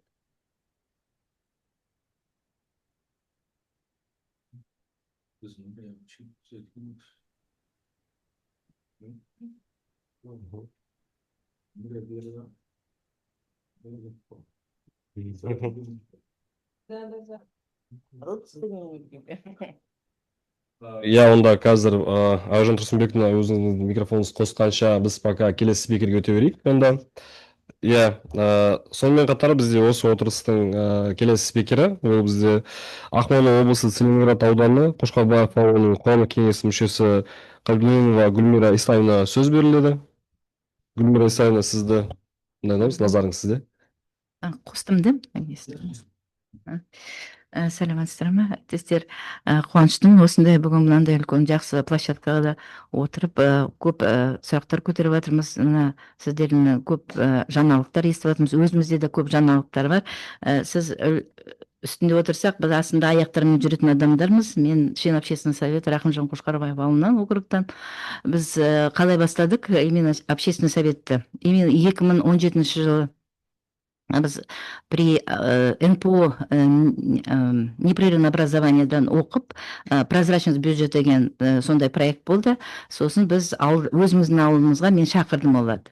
Әкім, мен өзімнің сөзіммен айта берейін, әкім оны көп нәрсені түсінген жоқ. Біз бәрі статьяларды айттық, мынаны обязательно общественный советі бізге осы ауылға сход жинап адамдарды, сіз көп сұрақтарды көтеріңіз, потому что сіз вы не можете один решать, мы должны создавать общественный совет деп бір 3-4 ауылдарға бардық біз солай. Көп әкімдер прозрачность бюджет өзінің бюджеттерін айтқысы келген жоқ. Вот айтып жатсыз ғой, мы не для галочки были, мы өзіміз аяқпен жүріп создавать еттік сами.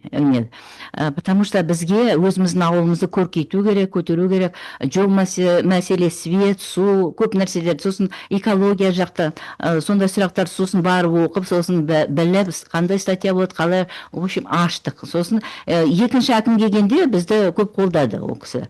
Көп ұсыныстарды біз ауылға енгізіп, сходтарды, адамдарды өзіміз сайладық. Бізде не для галочки болды, өзіміз сайлап алдық.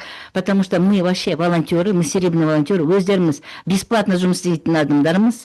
Районға да бардық. Сосын первое слушание Акмолинской области біз бастадық. Это непрерывный общественный совет. Сосын Алға Қазақстан деген, Жаңа Қазақстан, өзіміздің активистеріміз бар. Сосын бізді көп адамдар шақырды, басқа нелерге де, Зелендағы вырубка леса дейді ғой көп. Сонда біздің активистерді кішкене орынға да нетті, оны да көрдік. Біз бәрі қиындықты көріп шығып, енді біз мынандай жақсы мәселелер көтеріп енгіздік. Біздің Рахымжан Қошқарбаев ауылында біз жолымыз бар. Жол мәселесін көтердік. Суымыз бар, светті да істедік. Но енді 3-4 сондай минустар болды, когда жол істегенде, мен жаңа айттым ғой сізге, кабинетте решает проекттерді, ауылға келіп, біліп, қандай қай жерде су өту керек, қай жерде есть изменение. Бұрынғы, потому что көп нелер болды, незаконный карьер болды бізге. Біз экология сұрақтарын көтеріп, өздеріміз еще оқып алдық экологияда, мына при министерстве. Сертификаттарымыз бар өзіміздің. Сосын ғана мына сұрақтарға біз жай жүрген адам емес, оқимыз, сосын жүреміз осы сұрақтарды көтеріп. Сонда 3-4 акция өткіздік біз против незаконных карьеров. Конечно, біз район әкімдерді көп бізді қабылдамайтын. В общем, где-то активист болып, хат жаздық администрация президента. Көп нелер, басқа нелерге де шақырды бізге, Чимкентке де бардық, Алматыға, но благодаря Альянс Казахстана біз по обмену опыта Алматыға жіберді. Сосын көп Талғардан да қазіргі до сих пор бізде өзіміздің чаттар бар, общественный советі. Действительно, нақты азамат құқығы бар, ішінде намыстары бар адамдар, ойлайды өзін елін жерін деген, сондай адамдармен біз қазір көп жұмыстарымызбен бөлісеміз. Сонда мына айтып отырсыз ғой, да қаражат бізге қиын, өзіміздің қалтамыздан шығарамыз біз. Даже сонда мына Қабанбайда бізде заводтар бар ғой, кирпичный. Сонда даже өзіміздің неміз экспертіміз, өзіміздің ақшамызға айтады ғой, почва земли. Өзіміздің ақшамызға исследование жасап, поднимали, платили өзімізге нелерді, чтобы полностью снимем делать, тоже өзіміздің қалтамыздан. Енді мына бюджет айтпасыз ғой, да, ол жақсы. Вот осындай проекттер болса,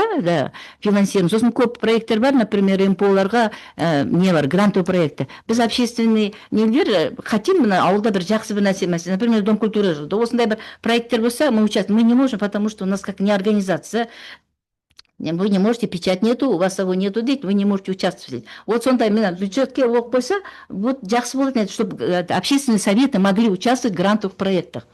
Вот если нет финансирования. Сондай мәселе вот көтерсеңіздер. Енді бізге Ақмола облыста көп нелерде да бізде слушание, первое межведомственное слушание жасадық. Халықтың айтқан сөздерін мы доносим. Ну, конечно, кішкене нелеріміз бар, қиындықтар. Но біз, как говорится, қалыспаймыз, жүреміз, айтамыз, айтқан жерде бізге де не администрация президента көп нелерді, даже, как говорится, слышащее государство көп неде біздің нелерімізді көтеріп, біздің жолымыз бар қазір ауылда. Құдайға шүкір, рахмет, әкім бізбен әкім жұмыс істейді. Ол кісі тоже, например, қазір нені предпринимательство көтеріп жатыр ғой біз. Сонда біз общественный совет жиналамыз. Ол кісі сұрайды, мына кісі келді, осындай не ашамыз дейді. Береміз бе? Біз ең бірінші мониторинг, анализ өткіземіз. Сосын ғана оны қараймыз, қандай нелерде бар, минустар жоқ па, бюджеті бар ма, жоқ па деп. Бұрынғы олай болған жоқ. Әкім қалай береді, жерді бере салады. Бізге, например, қазір мал ұстаймыз ғой. Нелеріміз жоқ, пастбище жоқ. Соны біз көп сұрақтарды көтеріп жатырмыз. Осындай біз адамдар, которые работают внизу дейді ғой, мы доводим до верха дейді. Вот сіздер көп жаңағы нелерді предлагаете очень много проектов, которые вы хотите решить проблемы наших этих общественных советов. Біз қосыламыз, мы за. В дальнейшем мы хотели бы работать. Осы Альянс Қазақстанға рахмет. Осындай нелерді жинап, диалог болып, бір-бірімізді естіп, оказывается, осындай нелер бар екен. Ол да жақсы. Сосын сізді айтып жатсыз ғой, что прозрачность болып, отчет. Біз, например, көпіне айтқымыз келеді, қайда оны жібереміз? Бір жерде, вот сіз ашсақ көреді, мынандай жұмыстар өткізіп на общественный совет, мынандай нәтиже, көп нәтиже. Оны біз бастағанда өзіміздің қалтамыздан бастағанбыз. Бізде памятник болған ветеран Великой Отечественной. Соны ремонттадық, ограждение жасадық, меценат іздедік. Саламатсыз, біздерге де сөйлеуге бола ма? Сондай көп нәрсені біз істеп жатырмыз. Вот осындай бізде қазіргі күнде осындай проблема общественный совет кеңесіміз нетіп жатыр. Рахмет сіздерге. Гүлмира Исаевна, сізде осы ауылдық деңгейдегі қоғамдық қатысу тәжірибесімен бөліскендеріңіз үшін бізден алғыс. Ендеше сіздің пікірлеріңіз өте өзекті және маңызды. Бізде осы енді келесі сөз жаңа Шығыс Қазақстан облысының қоғамдық кеңес төрайымы Ашимова Әужан Тұрсынбековнаға беріледі. Жаңа осы техникалық ақаумен сәл сұрақтарымыз тыңдап қалған звук бойынша. Енді Әужан ханым, сізді тыңдаймыз. Саламатсыздар ма, әріптестер? Енді естіліп тұрмын ба? Естіліп тұр, Әужан ханым. Тамаша, рахмет. Бүгінгі өте өзекті мәселеге шақырғандарыңызға рахмет. Өткен жолы республикалық мәжілісте кішкене айтар ойымызды толық айта алмай үлгермей қалған болатынбыз. Енді қоғамдық кеңестердің 10 жылдық тарихы бар, бірақ халық көбінесе ол туралы біле бермейді дегендеріңізге қосыламын. Шығыс Қазақстанда қоғамдық кеңестің тарихы 20 жылға жуық, 2006 жылы негізі қаланған болатын, заң жоқ кезде. Содан бері енді халық негізі қоғамдық кеңес деген бір құрылымның бар екенін білет, бірақ нақты немен айналысатын біле бермейді. Сондықтан өте түрлі ауқымды не бағыттағы сұрақтармен бізге қазір келіп, өтініштермен халық көп келеді. Мен биылғы жылдан бастап осы қоғамдық кеңестің төрағасы ретінде сайланғанмын. Енді осы жарты жыл өте келе ойланып отырмын, негізі қоғамдық кеңестің төрағасы бұлай басқа жұмыстан босатылған адам болғанда жөн бе деп. Себебі өтініштермен, арыздарымен келетін халық көп. Қоғамдық кеңес жеке адамның мәселесін шешумен айналысатын ұйым емес, ол жалпы жүйелі жұмыс атқару қажет болса да, алдыңа келген адамның мәселесіне бейжай қарай алмайсың. Сондықтан оған көп уақыт, қуат керек екен. Енді оған мүмкіндігінше қазір атсалысып жатырмыз. Түрлі мәселемен келген кезде біз қазір қалай әрекет етіп отырмыз? Біздің қоғамдық кеңестің жанында 10 бағытта жұмыс істейтін комитеттеріміз бар. Осы комитеттер өз бағыты бойынша өтініштерді қарастыруда. Мысалы, медицина бойынша денсаулық сақтау саласының комитеті осы қоғамдық кеңестің жанынан құралған, оның мүшелері қоғамдық кеңес мүшесі емес. Дегенмен олар осы саланың мамандары, сарапшылар. Олардың басын ұйымдастырып, комитет төрағасы облыстағы денсаулық сақтау мәселелеріне назар аударып, соларды шешуге атсалысып отыр. Өткенде мысалы бір ауылдардың бірінде салынып жатқан, долгострой болып кеткен медпункттің жұмысына мониторинг жаса келдік, бірақ жаңа Сәлімбай мырза айтып өткендей, мен сіздің айтқаныңызға қосыламын. Енді кәсіпкерлікті қолдау барынша жүзеге асырылып отыр. Сондықтан біз пайдалануға берілген нысанды ғана мониторинг жасай аламыз, немесе басқа көп жағдайда қолымыз байлаулы. Ал соның себебінен енді көптеген нысандар уақытында берілмей немесе сапасыз салынып отыр да, енді дер уақытында әрекет қабылдауға біздің мүмкіндігіміз болмай отыр. Бұл үлкен мәселе. Сондықтан прокуратурамен бірлесе қарайық дегеніңізге қолдаймын.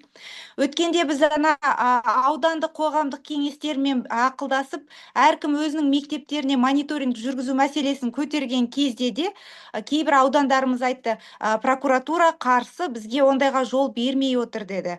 Сондықтан мен облыстық прокуратураға барып осы мәселені көтерген кезде естіген сөзім маған онша ұнамады. Неге шу шығарасыздар, неге шу көтересіздер, кәсіпкерлердің жұмысына кедергі келтіресіздер дегенге сыңай танытты.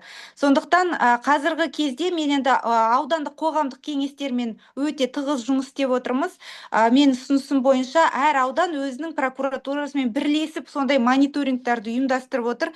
Себебі ол кісілер де ертең облыс Қазақстан бойынша сондай бір резонансты жағдай болған білесіздер. Ақтөбе облысында қоғамдық кеңестің төрайымы сол үшін жазаланған болатын, айыппұл төледі мысалы. Сондықтан біз енді осындай түрлі ұйымдармен, Аманат партиясы дейміз бе, прокуратура дейміз бе, солармен бірігіп мониторингтарымызды ұйымдастыруға кірістік. Жалпы қоғамдық кеңестің бүгінгі таңда сенетіні де, күші де, қуаты да бәрі адамдарда. Біздің кез келген мәселені көтерген кезде билік органдары назар аударып құлақ түрмей жатса, халықтың арасында қоғамдық резонанс тудыру ғана мәселеге назар аударып, оның шешімін іздеуге біз билік органдарын жұмылдыруға мүмкіндік аламыз деп есептеймін. Сондықтан халық бізге келіп айтса, біз керісінше халыққа қайтадан жүгініп бірлесіп, халық жағынан шығып, проблемаларды шешуге атсалысып отырмыз. Енді бүгінгі таңда менің көтерейін деген мәселем қоғамдық кеңес мүшелерінің сауаттылық деңгейі, білім деңгейі және осы түрлі заңдарды білу мәселесі. Жаз бойы мына азаматтық альянс оқыту шараларын өткізді, ол үшін көп рахмет, өте пайдалы болды. Және біз өз облысымызда осындай шараларды да ұйымдастырып отырмыз. Қалай десеңіздер, міне қаражат бөлінбейді әрине қоғамдық кеңестерге, бірақ шығыстың ерекшелігі бізде мемлекеттік әлеуметтік тапсырыс аясында осы қоғамдық кеңестің жұмысына қаражат бөлініп отыр. Бұл өте жағымды тәжірибе деп есептеймін, себебі біз аудандарға шығуға, жұртшылық өкілдерімен кездесуге, ауылдарды аралауға сапар шығындарын осы мемлекеттік әлеуметтік тапсырыс аясында жүзеге асырып отырмыз. Және жақында осы барлық аудандардағы қоғамдық кеңес төрағалары мен хатшыларын шақырып оқыту кездесуін өткіздік. Бір-бірімізбен танысып, тәжірибе алмастық, өте пайдалы болды. Және осы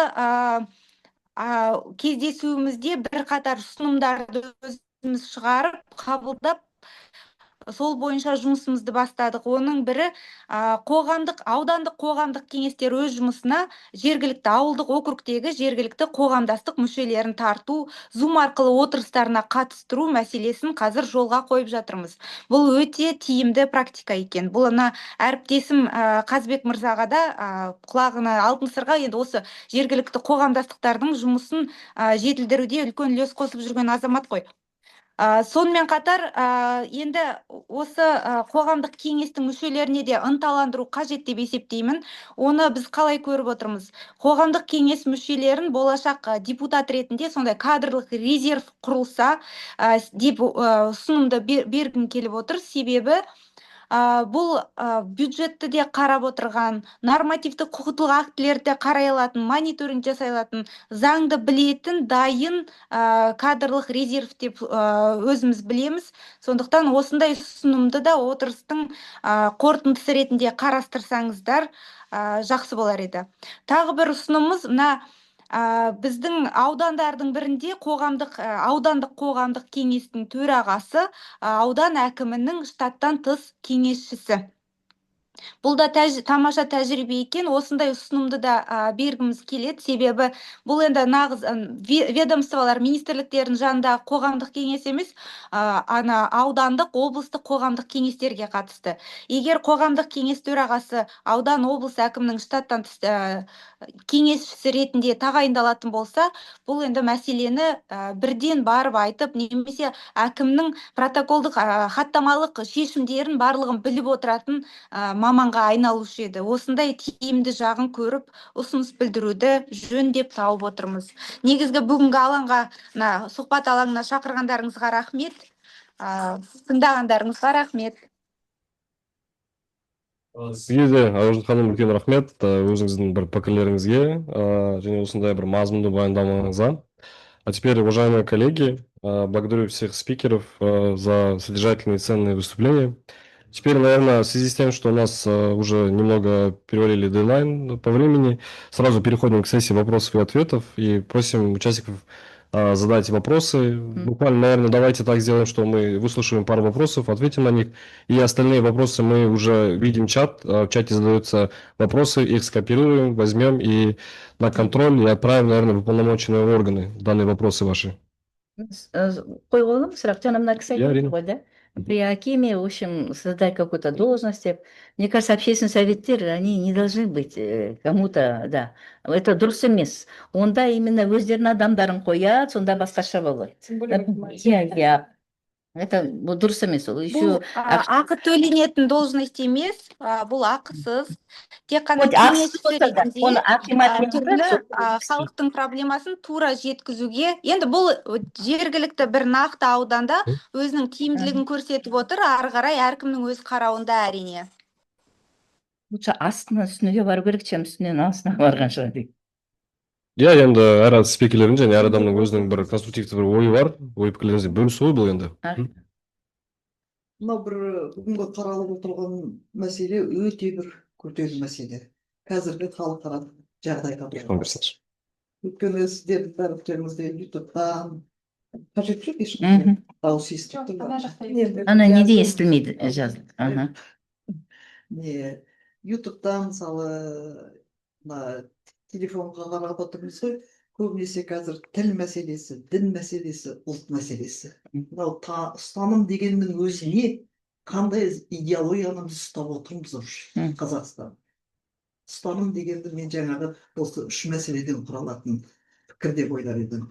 Сондықтан қазір бұл мәселе өте сондай жоғары дәрежеде бізге қаралу керек. Оның ішінде мемлекеттік ұйымдар емес, осы мәселелерде негізгі рөл қолға алатын қоғамдық ұйымдар болу керек.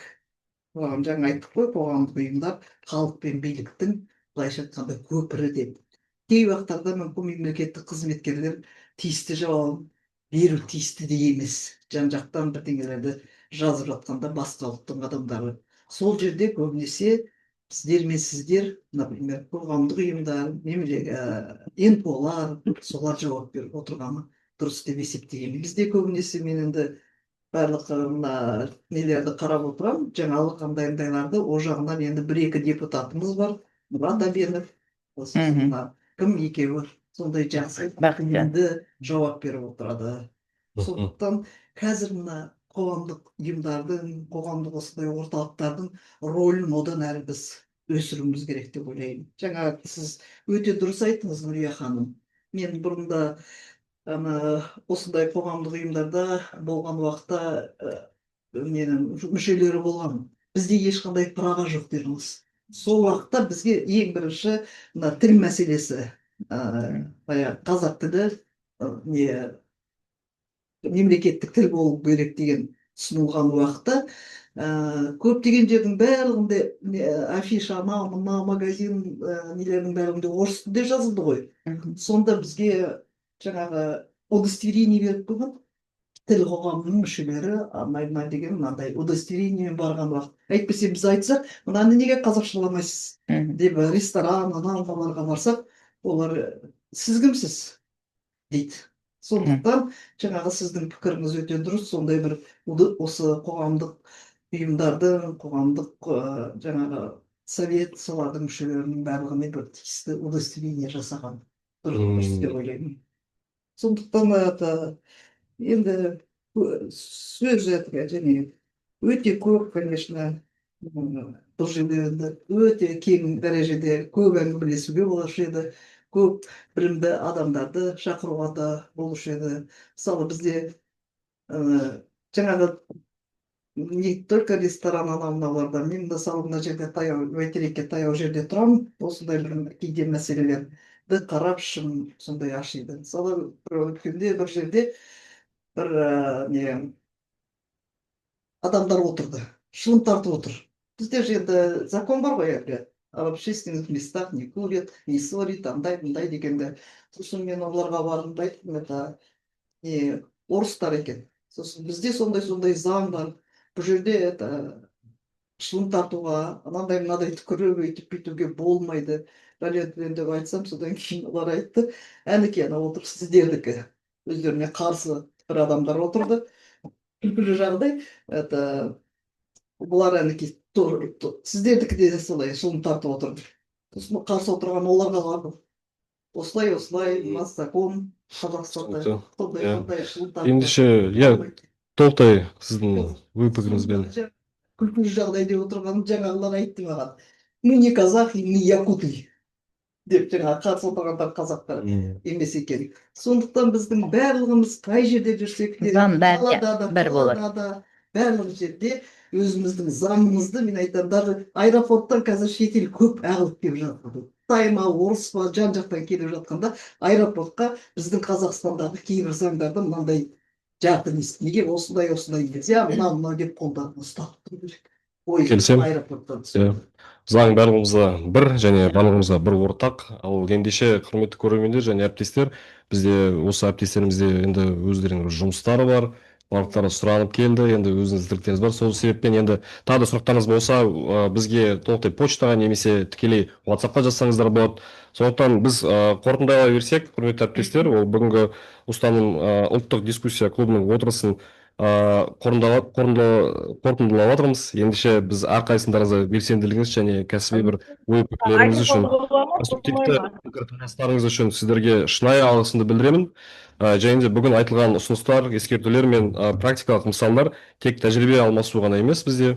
Олар алдағы жұмыс жүйелі жұмыстың негізі, оны өзіміз бірлесіп жалғастырамыз. Және де осы орталық және жергілікті деңгейдегі қоғамдық кеңестердің өкілдері, түрлі деңгейлердегі қоғамдық кеңестердің мүшелері, сарапшылар және азаматтық сектор бір алаңда бас қосуы, ол бізге толық көріністі көруге және бір ортақ мәселелерді түсінуге және сенім мен жауапкершілікке негізделген шешімдерді іздеуге мүмкіндік береді. Алайда Қазақстан азаматтық альянс диалог алаңдарын қолдауға және сараптамалық әлеуетті күшейтуге және азаматтық қатысуды дамытуға бағытталған бастамаларды ілгерілетуге жалғастырады. Сондықтан баршаңызға бүгінгі кездесуге келгендеріңіз үшін, өзіңіздің ой пікірлеріңіз айтылған үшін үлкен алғыс білдіремін. Сол себеппен ұстаным алаңында келесі кездескенше, құрметті әріптестер, үлкен рахмет.